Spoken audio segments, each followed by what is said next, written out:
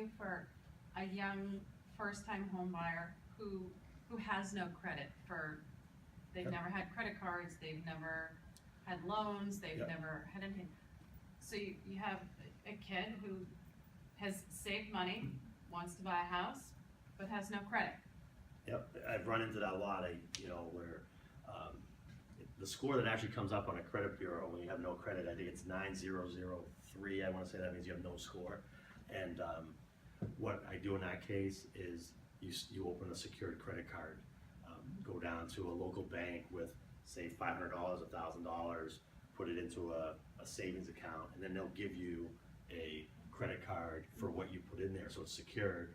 Go use that to buy gas, buy, things like that, so now you show payment of that.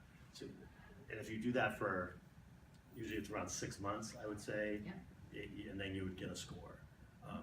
We Like usually, what kind of score? we usually want, no, if you pay, that's the thing, your score, it won't be a bad score if you Okay. pay it on time. And a lot of like investors that we use, they wanna have 4 different trade lines. But now what we do, cause if you have someone in that case, they don't have all these different trade lines.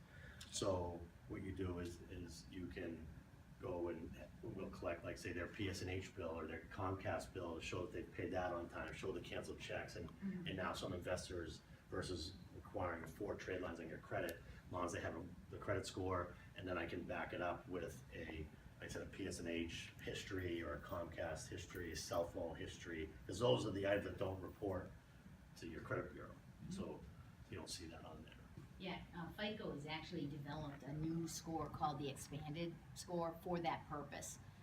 Techniques that we tell parents to do are, again, provided that you have good, good relationship and trust with your child, establish a joint credit card and have the kid, share your good ID and your credit score.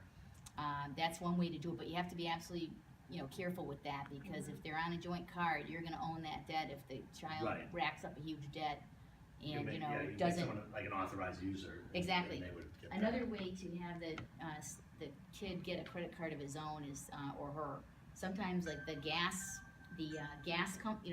credit cards, like the Shell or the Mobile, or some of the retail credit cards like Macy's are much more easy to get than a regular Visa or MasterCard.